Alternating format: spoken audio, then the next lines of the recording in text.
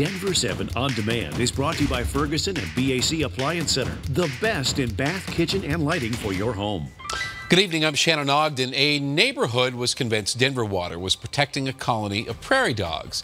And they did, right up until the moment they gassed them. Denver 7's Jessica Porter reports. The oldest group of residents in this Denver neighborhood are not just facing eviction, but extermination. They're smart, thinking animals. I mean, to me, it's no different than killing somebody's cat or dog.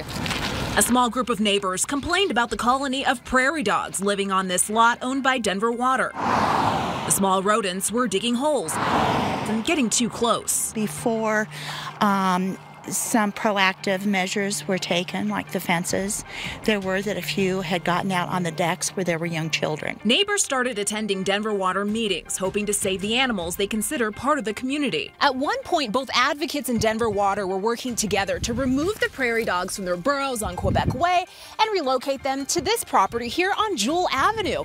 But advocates say Denver Water never completed those permits and instead hired an extermination company. Unbelievable. Exterminators began gassing the prairie dogs on both properties. Denver Water signed a contract not to exceed $50,000 for the job. The completed work ultimately cost $33,000. I've been out here a couple of days after they've gassed them, and they're wobbly, they're disoriented. They carry out the poison, and they carry up their dead. So if you walk through there, you'll see both littered around. It's gross.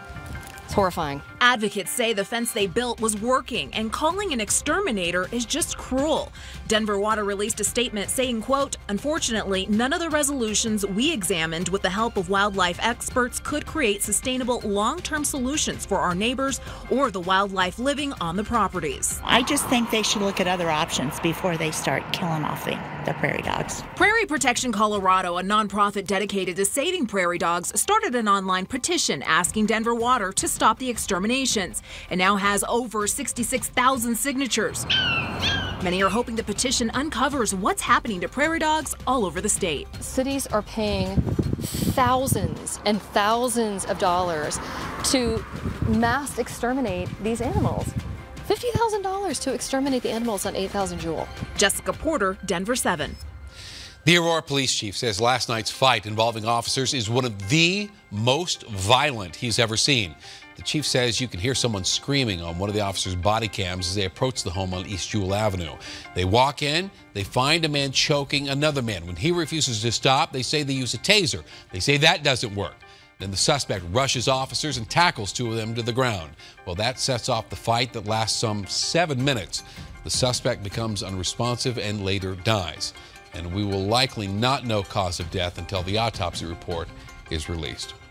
Republican leaders have already killed any chance of Colorado Senator Cory Gardner's marijuana reform bill from being tacked onto that larger piece of legislation.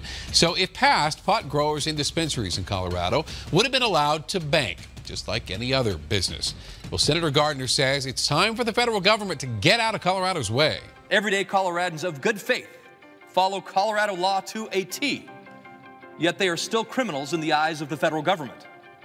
Cancer patients using medical marijuana to control their pain, and veterans who are using marijuana to alleviate post-traumatic stress. They suffer because they served their country.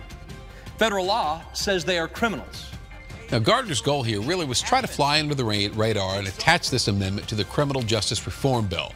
Iowa Senator Chuck Grassley, though, shot that down within minutes of it being presented on the floor today, leaving Senator Gardner with no choice but to push the bill through on his own. Come for the conference, stay for the 75-foot television. Among other claims to fame, the new Gaylord Rockies Resort has the biggest screen in the state outside of an actual jumbotron. The resort out near DIA opened today. It has 1,500 hotel rooms.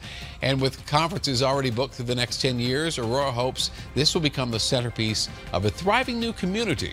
And if you look nationally at Gaylord Hotel and Conference Centers, it's the development that happens around them, in addition to the actual conferences, that is such an important factor for the city of Aurora. And Colorado families get a discount. The rate to stay out there in-state, $119 a night. Well, state oil and gas regulators have decided that all school property, indoor and outdoor, should be included in the setback rules. So this means new drilling development has to be at least 1,000 feet from any playground, any place on school grounds where kids could be. The old rules actually only covered the school buildings. Well, expect high winds as we head into Wednesday. Look who's here. It's Chief Meteorologist Mike Nelson. Mike?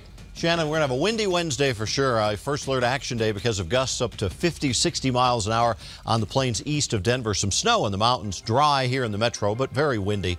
Then it's back to beautiful. Thursday's 52. Friday's the start of winter. The high is going to be 60 degrees. After that, colder on Saturday with some flurries and staying closer to what should be in this time of December as we head toward Christmas Day. All right. Thank you, Mike. Get stabbed, fall 30 feet to your death, dry off, and do it again. It's all in a day's work at Lakewood's iconic Casa Bonita restaurant. Thomas Hoppo shows us what it takes to star in the greatest show in town. If you're looking for a job in Denver, you might come across something weird on Craigslist.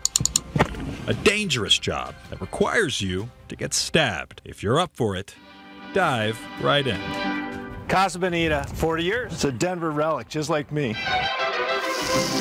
You see, most restaurants hire line cooks, chefs, busboys, waiters, waitresses, but Casa Bonita is a little bit different. Well, that's obvious. Welcome, ladies and gentlemen, boys and girls, to the warmth, beauty, and splendor of old Mexico. But the Mecca of Mexican restaurants is in need of one of its biggest attractions. There's combined strength and grace, along with great courage. Yeah, it's a real ad. Sometimes you have to pretend to get stabbed or shot and fall into the water. I don't even know if you could put that on TV. Like I said, if you're up for it, dive right in.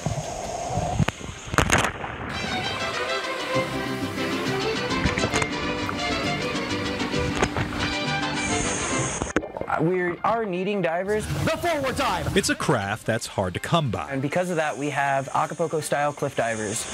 I've never heard of a restaurant with divers. And it was an ad that's hard for Anthony to ignore.